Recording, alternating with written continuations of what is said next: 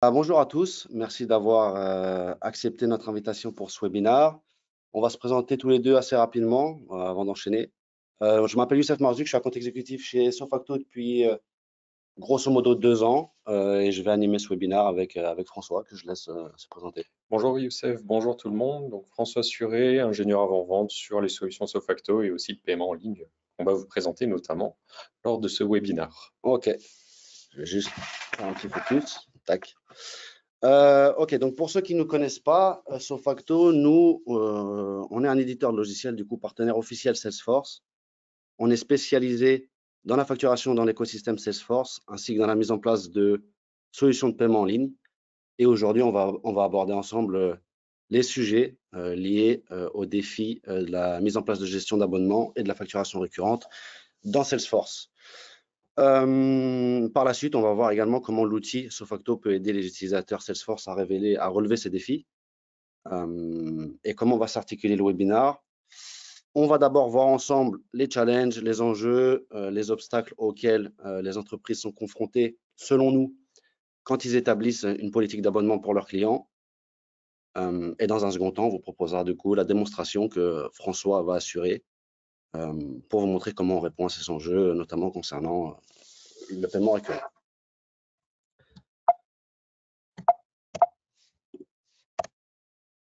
Nice. Ok, donc tout d'abord, un état des lieux rapide de l'économie de l'abonnement d'un angle plutôt mondial. En disant qu'au cours de la dernière décennie, on a pu observer un changement significatif dans les habitudes des consommateurs d'un point de vue global. Donc, les achats qu'on dit classiques, plutôt remplacés par, vous savez, des choix axés sur la location, l'achat de leasing, des abonnements de services. Qu'est-ce que cette économie de l'abonnement représente? C'est difficile d'avoir des chiffres très précis, mais selon une étude de Deloitte, le marché global a dépassé les 250 milliards l'année dernière et même 500 milliards de dollars si on inclut les telcos et les services de provision énergétique. Et en moyenne, on compte à peu près un peu plus de 3 abonnements par personne dans le monde. L'abonnement, c'est donc en fait maintenant vu comme un levier de croissance important, un virage nécessaire à prendre pour les entreprises. Et d'ailleurs, les entreprises ayant comme business model l'abonnement ont enregistré une croissance près de 3 fois supérieure à celle des autres l'année dernière, si on se base sur les résultats des entreprises des Fortune 500. Petit focus rapide sur notre beau pays, la France. Du coup, le marché devrait atteindre 13 milliards d'euros d'ici 2025, avec une hausse de 19% qui a déjà été observée entre 2022 et 2023.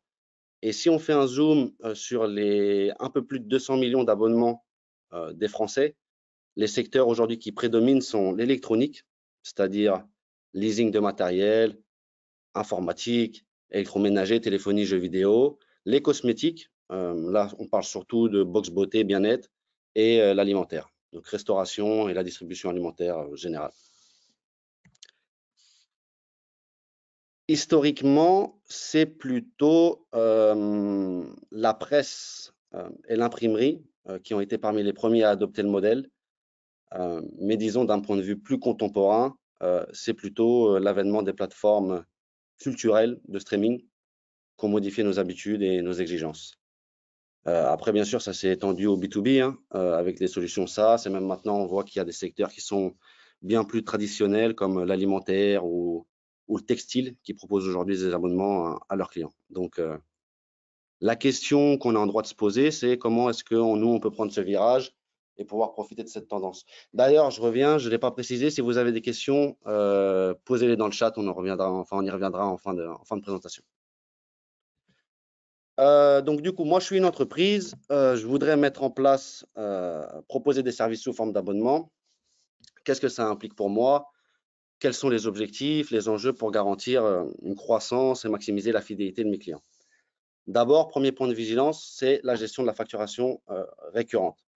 Parce qu'à l'inverse de la facturation qu'on dit one shot, elle va être plus complexe et elle va surtout demander une attention plus particulière, un suivi plus important, voire même la mise en place d'une automatisation dans le temps pour pouvoir offrir une expérience plus confortable à mes clients, plus transparente pour mes clients. Et par la même occasion, nous, on va pouvoir profiter d'avoir des prévisions de revenus sur une longue période de temps. La personnalisation des offres, cruciale pour répondre aux besoins spécifiques de chaque abonné. Et ça va reposer sur une compréhension de leurs préférences, de leur comportement, pour pouvoir proposer plusieurs types d'abonnements à plusieurs types de populations. Troisième point, l'éducation des clients. Communiquer clairement les avantages et les conditions de l'abonnement pour garantir l'adhésion de l'abonnement qui va être mis en place. Parce que mettre en place une politique d'abonnement, c'est une chose. Que ça soit accepté par sa base client, c'est autre chose. Et dernier point, bien sûr, la conformité réglementaire à ne pas négliger avec l'évolution constante des normes en matière de protection de données, transactions financières, etc. Donc, j'ai identifié les enjeux pour mettre en place une politique d'abonnement. Qu'est-ce que je peux en tirer et à quel point ça pourrait m'aider, moi et mon entreprise, dans ma croissance. Donc, qui dit facturation récurrente, dit revenus récurrents, donc qui sont prévisibles, ce qui va permettre d'optimiser mes flux de trésorerie pour aider dans mes investissements, dans la mise en place de mes projets sur le long terme, mes politiques de recrutement, etc. Vraiment une vision solide sur le long terme. On constate notamment un sentiment d'appartenance et de fidélité qui est plus important chez les clients qui sont abonnés parce que la relation, elle est plus durable et elle est surtout basée sur la satisfaction dans le temps. D'ailleurs, si on écoute attentivement les retours clients en ajustant régulièrement, si vous voulez, les offres et les services, en proposant par exemple des bundles sous forme d'abonnement, on maintient une proposition de valeur qui est importante et pertinente sur le long terme, ce qui peut impliquer une bonne place sur son marché, sur son secteur. Notamment, d'ailleurs, les entreprises expertes aujourd'hui dans l'abonnement utilisent même, pour pouvoir proposer des abonnements spécifiques à chaque population, des outils d'analyse avancée, pour mieux comprendre les comportements de leurs clients, anticiper les tendances du marché et prendre des décisions stratégiques pour optimiser les performances. Les entreprises expertes dans cet abonnement donc utilisent ce genre de produit. Et enfin, ça devient également plus simple d'innover pour rester compétitif. La chose à faire, disons, c'est d'adopter une approche agile en investissant notamment dans la R&D, etc. Donc, si on combine tous ces éléments autour d'une stratégie globale cohérente, on va venir assurer un succès dans la mise en place de sa politique d'abonnement, ce qui va générer des revenus récurrents et favoriser la croissance à long terme. Maintenant, donc du coup, nouvelle question à se poser. Imaginons que mon plan d'abonnement est acté, la mise en place est actée dans mon entreprise. Nous autres utilisateurs Salesforce, comment est-ce qu'on peut gérer tout ça depuis notre CRM? Bon, chez Sofacto, nous, on voit bien que la majorité des clients qu'on rencontre sont des utilisateurs Sales Cloud qui ne disposent pas de fonctionnalités standards pour gérer leur politique d'abonnement et les paiements récurrents de leurs services directement depuis l'objet opportunité ou tout autre objet. D'ailleurs, mettre en place ce genre de fonctionnalité nécessiterait donc un développement spécifique, ce qui est à la fois coûteux en temps et en argent. Donc moi, utilisateur Salesforce, de ne pas pouvoir gérer tout ça dans mon CRM, qu'est-ce que ça va venir avoir comme impact? Tout d'abord, la gestion manuelle des souscriptions en dehors de Salesforce, ça va constituer une première source de problème. De devoir, vous savez, faire le ping-pong entre plusieurs outils pour gérer à la fois le cycle commercial, passer sur un autre pour gérer le cycle de vie de l'abonné, encore un autre pour gérer la facturation. Les données vont se retrouver à gauche, à droite, et on va perdre la vision globale qu'on tendait à avoir au début du projet. Ce qui conduit directement, bien sûr, à la possibilité d'erreur lors de la création des souscriptions. Les processus manuels sont quasiment toujours synonymes d'erreur, ce qui peut entraîner des problèmes de facturation incorrecte, des données clients qui vont être erronées dans le temps, et à terme, une perte de confiance de la part de ces clients qui se sont abonnés à nos services. Des erreurs dans la gestion de leur abonnement, surtout s'ils sont répétés, ça va venir affecter l'expérience utilisateur et la perception que les clients auront de notre entreprise et pour finaliser une baisse de la fidélité tout simplement et des clients qui partent et qui font du nurturing. Des erreurs notamment aussi dans la gestion de l'abonnement répétée, ça pourrait avoir un impact financier important, significatif autour de la trésorerie et des flux de trésorerie qui arrivent. Je vais laisser la main à François pour passer à la démonstration. On va vous montrer comment est-ce que pour répondre à ces problématiques au sein de Sofacto, comment on s'y prend et surtout quelles sont les fonctionnalités adéquates. Allez, c'est parti. Je reprends la main. Alors, donc, on va passer sur la partie démonstration avant d'aller directement donc, dans le sujet des petits schémas et un petit contexte. Donc là, on va simuler une entreprise qui va s'appeler SportFacto. Entreprise spécialisée donc dans les salles de sport en ville, comme quand vous avez un abonnement à la salle de sport pour aller justement faire un peu de gym, utiliser des agrès pour vous faire du renforcement musculaire. Business model assez connu, donc on vend des abonnements qui sont à la fois mensuels et annuels, et on vend aussi des produits dérivés, type des gourdes ou des produits particuliers, ou des cours particuliers, pardon. L'entreprise dispose d'un site web pour que les clients puissent aussi s'abonner en ligne et acheter des produits. Donc, on va partir de cette entreprise dans notre exemple dans Salesforce pour pouvoir voir comment fonctionne le prélèvement récurrent ainsi que l'émission des factures. Un schéma explicatif avant d'arriver dedans. Donc, on va passer de Salesforce à Sofacto, Sofacto qui est donc une application native dans Salesforce. On aura donc un compte dans lequel on va y associer une méthode de paiement. Et à partir de cette méthode de paiement associée au compte, on va pouvoir donc faire des prélèvements sur les factures associées. Donc, schéma classique, compte client, opportunité, dans lequel on va générer abonnement, objet spécifique à Sofacto, dans lequel on va générer donc les factures à la date qui correspond et prélevé au prélèvement automatique et envoyé au client. Donc voilà l'étude de cas. Maintenant, on va passer à la pratique. Je switch directement sur Salesforce. Donc là, je suis donc dans Salesforce avec Sofacto, l'application Sofacto et donc nos objets qui nous sont propres. Ici, je suis sur la partie compte, mais on voit que je peux déjà réaliser quelques actions sur le paiement, notamment générer un lien de prélèvement. En faisant ça, donc, ça va faire directement un appel avec notre backend qui est donc notre application de paiement. Je vais rafraîchir et je vais donc avoir la possibilité de cliquer sur mon lien de paiement. Mon lien de paiement, il est stocké ici. Je peux en faire ce que j'en veux. Vous pouvez le mettre sur un site web, vous pouvez l'envoyer par email, vous pouvez le traduire sous forme de QR code.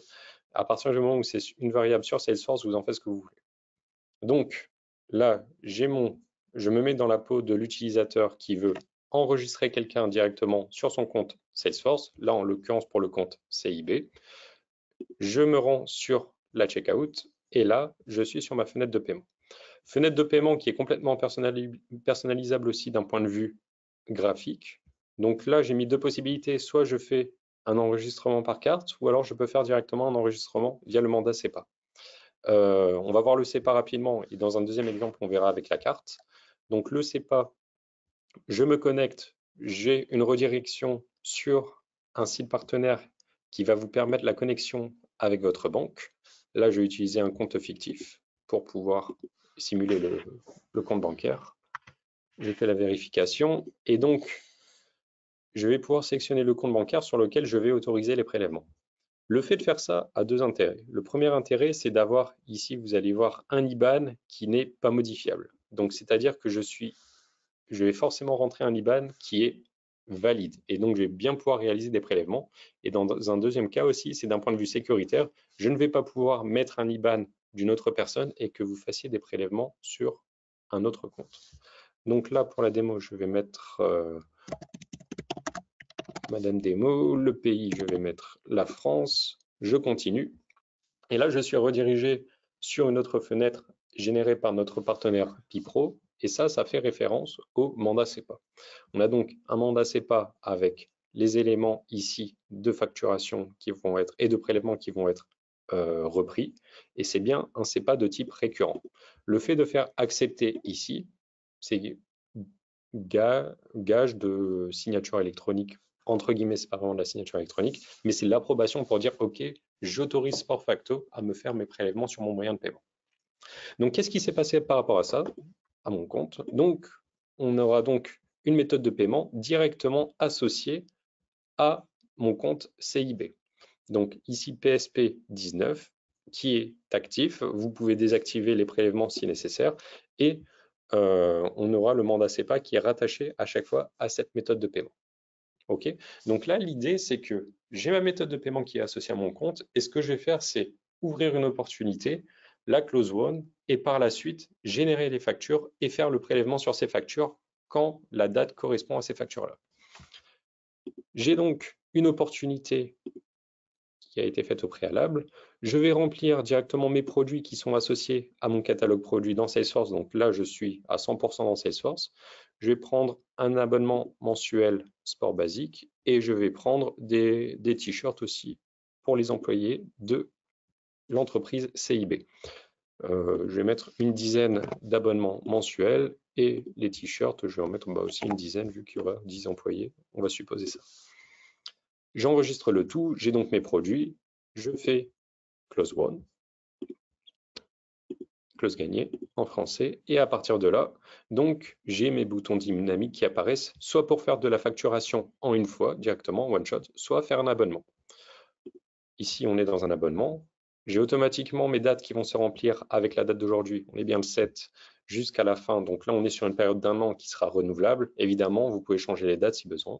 Périodicité mensuelle, étant donné qu'on est sur un abonnement basique mensuel. Et enfin, les termes de facturation, on va faire à échoir. On a deux produits. Un produit qui va se répéter. Les t-shirts, on ne va les payer qu'une fois. Donc, on va sélectionner uniquement cette carte ici. Cette case ici. Je crée mon abonnement et je suis redirigé ici sur un objet SoFacto qui correspond à 2-3 choses près à notre objet opportunité. Donc là, votre utilisateur, il n'est pas perdu, il sait à quoi correspondent les champs présents ici dans cet objet abonnement. On a repris nos postes d'opportunité pour en faire des postes d'abonnement ici. J'ai mes données sur mon abonnement qui sont présents ici. Et sur la facturation, je vais faire quelques modifications. Je vais donc dire, OK, cet abonnement, je veux que ça soit un prélèvement récurrent, donc du paiement récurrent. Et je vais associer à cet abonnement, du coup, ma PSP que j'ai créée juste avant, donc la PSP 19, ici présente. Vous décidez du jour du prélèvement. Nous, on est le 7, donc on va le simuler pour le 7. Et tout ce que je viens de faire ici à la main, évidemment, vous pouvez le faire de manière automatique. Moi, je fais ces étapes step by step ou étape par étape, justement pour que vous puissiez comprendre le mécanisme qu'il y a derrière. Je vais donc activer mon abonnement parce que vous pouvez évidemment le suspendre, l'activer ou l'interrompre ou évidemment le terminer. Et une fois qu'il est activé, mes factures, elles vont se générer donc automatiquement. Je vais actualiser tout ça, ça se fait en 2 fois.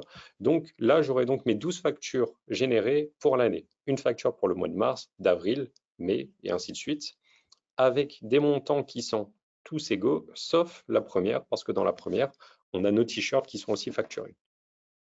Je vais donc prendre ma première facture. À quoi elle ressemble? Donc, on est redirigé ici sur notre objet facture. On a quasiment aussi la même mise en page que notre abonnement. Et on a notre ligne de facture qui vont reprendre nos produits ici. Pour ma facture, ça sera du paiement récurrent, ça sera une méthode de paiement associée et ça sera une date de prélèvement aussi. Ma facture, à quoi elle ressemble? En faisant créer PDF, on voit justement la tête de notre facture qui est réalisée via nos templates pré-remplis ici avec SoFacto. Nos produits, le net à payer et le règlement qui va donc se faire aujourd'hui d'un montant de la facture ici. J'émets ma facture et donc là, ma facture sera du coup envoyée par email. Et à partir du moment où la facture est envoyée ici par email, on aura par la suite un batch qui va tourner. Un batch, qu'est-ce que c'est? Donc, ça va être des lignes de code qui vont tourner et qui vont vérifier certaines informations. Ce batch, vous le planifiez ici, vous allez lui donner un petit nom et vous allez dire, OK, je veux qu'il tourne peut-être tous les jours, à quelle heure et quand est-ce qu'il va prendre fin aussi. Donc, ce batch, moi, je vais l'exécuter de manière manuelle pour cette tâche car je ne vais pas paramétrer un batch maintenant et on n'a pas trop le temps. On a le temps qui joue contre nous. Donc, ma facture ici, elle était en attente d'un recouvrement et on attendait que le batch justement tourne pour qu'il dise « Ok, j'ai vu la facture et il faut qu'elle corresponde à certains critères comme le fait que ça soit du paiement récurrent, que la date de prélèvement soit bien pour aujourd'hui ou alors une date antérieure si pour une raison X ou Y, on n'a pas réussi à faire le prélèvement. Et il faut évidemment que ma méthode de paiement associée à ma facture soit active, car si elle est inactive, on ne va pas pouvoir faire le prélèvement non plus dessus. Donc j'actualise, le batch parfois met un peu de temps à tourner, mais là en l'occurrence, tout s'est bien passé, le recouvrement a bien été fait, et donc j'ai bien reçu l'argent qui correspond à mon compte, et donc j'ai bien réussi à faire le prélèvement de mes 579,96 €. Donc voilà, là on a fait vraiment un schéma on ne peut plus classique dans Salesforce d'un point de vue utilisateur qui est interne à Salesforce et qui va aussi renseigner les informations pour le client. Ce qui est intéressant maintenant, ça serait donc d'automatiser tout ça et de faire ça avec une connexion justement avec un site externe. Donc, on va reprendre notre schéma et on va mettre en place notre étude de cas numéro 2. On va partir d'un point de vue client. Donc, le client va se rendre du coup sur le site e-commerce de SportFacto pour sélectionner les produits qui l'intéressent et donc rentrer ces informations, procéder au paiement. Et derrière, en fait, tout ce que je vous ai fait à la main ici, ça va le faire de manière automatique et ça va envoyer la facture automatiquement au client et lui dire « bah oui, vous avez été prélevé, merci d'avoir fait affaire avec nous ». Donc, on va faire cette étude de cas maintenant. On se rend ici donc sur un site WordPress complètement fictif dans lequel on y a donc associé des produits, nos abonnements. Et voilà, donc ça, c'est une intégration qui est faite directement par API et qui est faite aussi conjointement avec notre backend, notre solution de paiement. Notre solution de paiement propose aussi une fenêtre d'abonnement. Donc ça, vous n'avez rien à faire, c'est uniquement du paramétrage, il n'y a pas de code. Où vous pouvez faire, on peut retrouver ici notre schéma d'abonnement, on va dire type classique SaaS, avec un toggle qui dit engagement mensuel ou un engagement annuel. Le client choisit du coup la formule qui l'intéresse le plus. Donc, on peut partir sur un engagement mensuel. Je vais prendre un abonnement basique simple. Je vais remplir mes informations. Donc, François Suré, adresse email françois.suré plus 3, 4, 5, 6, 7, 8, arrobase demo.demo. Je ne vais pas mettre mon numéro de téléphone, ce n'est pas obligatoire. Je vais mettre une adresse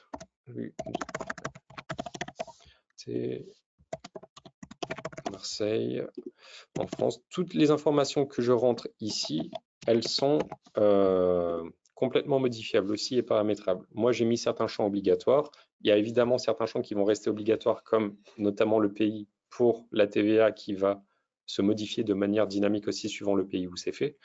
Mais vous n'êtes pas obligé de remplir à chaque fois toutes les informations. Donc tout ça, c'est fait en amont dans notre back-end pour que vous puissiez par la suite faire l'expérience client que vous souhaitez la plus adaptée justement à vos clients. Je suis sur mon site web, je dis OK, je suis intéressé par le sport basique mensuel, je procède au paiement, je suis redirigé sur la même interface qu'on avait vu juste avant. Et là, je vais faire, je vais rentrer mon numéro de carte, j'enregistre, je paye, j'ai la fenêtre 3D Secure qui va arriver pour dire OK, est-ce que vous approuvez justement ce paiement et ce prélèvement qui va se faire de manière récurrente par la suite, j'approuve.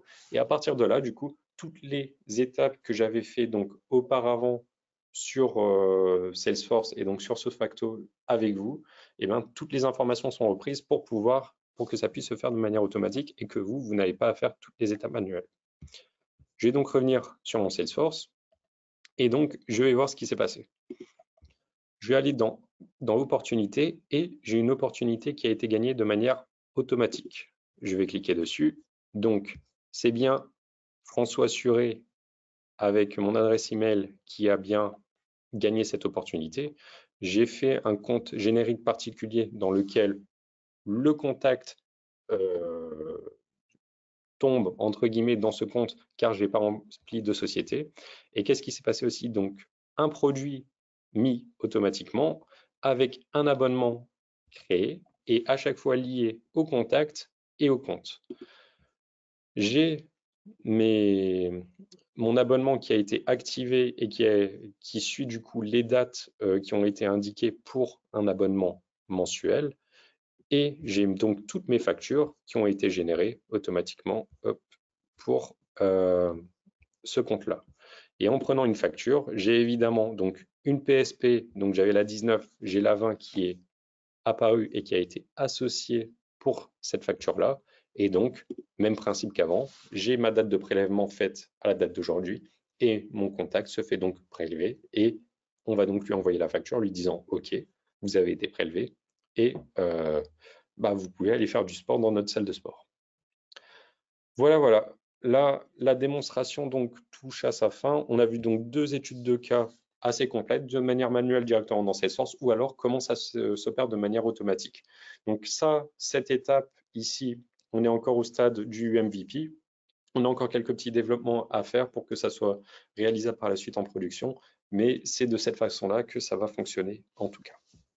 Youssef, je te redonne la main. Merci mon François. Hop, ok. Du coup, si on fait le récap de ce qu'on a pu voir là en démonstration, la mise en place de cette brique, gestion d'abonnement, facturation récurrente, qu'est-ce que ça représente pour un utilisateur Sofacto? Comme avantage, c'est surtout de pouvoir tout gérer dans une seule plateforme, même si on y ajoute la brique Salesforce, c'est-à-dire du début de la gestion la vie commerciale de l'opportunité jusqu'à son règlement, l'intégration qui est très rapide, qu'on estime à peu près une journée pour les utilisateurs Sofacto, d'ajouter la brique abonnement plus facturation récurrente. Et on a fait le choix de vous montrer ce qui était possible de faire sur de la facturation récurrente, mais la mise en place de ce même outil pour de la facturation one-shot est tout à fait possible. Au-delà de ça, c'est de pouvoir proposer également un grand nombre de solutions de paiement, de méthodes de paiement. Donc, on a l'éventail complet, donc que ce soit de la Visa, Mastercard, Apple Pay, Google Pay, etc. Et profiter de la base solide, socle solide de Sofacto, donc la gestion classique de la facturation, la mise en place d'automatisation, etc. On va passer aux questions. Je vous invite à les poser si vous les avez gardées au chaud. Autrement, on va regarder le chat pour voir si vous en avez déjà posé durant la présentation. J'ai vu qu'il y en avait une qui était apparue. Donc, une question notamment qui nous est parvenue. Est-ce que la fin de l'abonnement entraînera automatiquement l'arrêt du prélèvement? La réponse est évidemment oui, sinon la solution déjà de 1, elle serait pas terrible, mais de 2, comment ça fonctionne techniquement? Donc l'abonnement, il est actif et il a généré des factures à partir du moment où l'abonnement, déjà deux scénarios possibles. Soit l'abonnement, vous le mettez en pause ou vous l'arrêtez et dans ce cas-là, les factures qui ont été créées au préalable à l'état de brouillon, elles seront automatiquement supprimées, donc il n'y aura pas la possibilité de faire le prélèvement derrière, étant donné que le batch ne va pas trouver les factures. Ou deuxième cas, donc l'abonnement s'expire de lui-même au bout d'1 an. Nous, on avait mis une date de 1 an ici, et il n'y a pas d'autres factures qui vont être générées si on a décidé que l'abonnement, justement, n'est pas reconductible. Donc, la réponse est oui. Et deuxième question, si tu veux, je te laisse y répondre, ou tu veux que j'y réponde à celle-là? Comment est gérée la connexion avec WordPress? C'est une question technique. Je pense que c'est mieux d'y répondre. D'accord, je vais y répondre. Donc, la connexion avec WordPress, comme je l'avais dit juste avant, c'était faite via API directement, donc le site web avec Salesforce. En revanche, la connexion du paiement qui se fait avec WordPress, c'est un plugin qui est fait avec notre solution de paiement, donc Beaver Plus Payment. Et ça, c'est fait directement avec un plugin. Donc, ça se fait de manière assez simple avec une clé API privée. Et il n'y a pas plus de dev ou de paramétrage à faire. Ensuite, ça reprendra les connexions qui sont faites avec votre solution e-commerce type WooCommerce ou Shopify. Et ça se fait vraiment de manière intégrée. Voilà, voilà. Est-ce qu'il y a... Alors, il n'y a pas d'autres questions.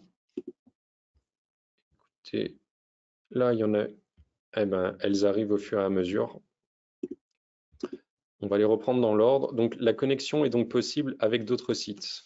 On peut faire la connexion avec d'autres sites, oui, et il faut savoir que la solution de paiement, elle a vraiment une multitude de plugins. Donc, je vous conseille d'aller voir sur notre site d'ailleurs, billver.plus, et vous allez voir toutes les connexions qui sont faites avec nos connexions avec les solutions de paiement. Ouais. Quels sont les tarifs de commission bancaire sur ces paiements? Alors ça, on est sur une, une question assez vaste. Tout dépend de plusieurs paramètres. Paramètres de votre activité, d'un point de vue risque, donc quelle activité vous faites, le paramètre de votre volumétrie, le paramètre de votre clientèle, donc est-ce que vous êtes surtout sur du B2B, du B2C, les types de paiements qui sont proposés aussi, tout ça vont faire que les tarifs vont être différents. Maintenant, d'un point de vue catalogue, et ça, c'est une information que vous pouvez aussi retrouver sur notre site, c'est que, par exemple, pour une carte bancaire type particulier comme vous, comme moi, quand on se fait prélever sur Netflix, la commission est de 1,25% plus 8 centimes à la transaction. Donc 1,25% du montant plus 8 centimes à la transaction. Ça, c'est pour une carte bancaire particulier Visa, Mastercard. Si vous avez une carte bancaire B2B American Express, ça sera très différent. C'est pour ça, ça sera vraiment du cas par cas. Et si vous voulez plus d'informations par rapport à ça, je vous laisse revenir vers Youssef et faire justement cette étude au cas par cas. Et je précise que c'est donc un prix catalogue. Évidemment, suivant les volumétries que vous avez, ça sera négociable et le pourcentage sera différent. Voilà, voilà. Hop. Et Une autre question de Benjamin. Quels sont les moyens de paiement disponibles? Est-ce que tu veux y répondre à celle-là? Oui. Vas-y, je t'en prie. Non, c'est ce que je disais un peu plus tôt. Nous, on propose du coup un éventail de méthodes de paiement importants, les génériques et certains locaux, selon la position géographique de vos clients. Faut comprendre les grands classiques, c'est-à-dire Visa, Mastercard, American Express, donc de l'ACB, du Mandat SEPA, qui a un modèle économique d'ailleurs qui lui est bien propre, et les solutions de paiement, disons, plus numériques, donc Apple Pay, Google Pay, PayPal. Oui, et les moyens locaux. C'est Ouais. ça qui est très On en intéressant compte, aussi avec nos clients. on en compte grosso modo une cinquantaine aujourd'hui de moyens de paiement. Nous touchons à la fin de la démonstration. Je vous remercie en tout cas pour votre attention. Youssef, je te laisse dire le mot de la fin. Ouais, merci à tous pour la participation. Si vous avez des questions, surtout, il ne faut pas hésiter à revenir vers nous. On va mettre à votre disposition la vidéo du webinaire, donc surtout n'hésitez pas à la partager le cas échéant. Et puis nous, on reste disponible pour vous et pour répondre à vos questions. Bonne journée à vous. Merci.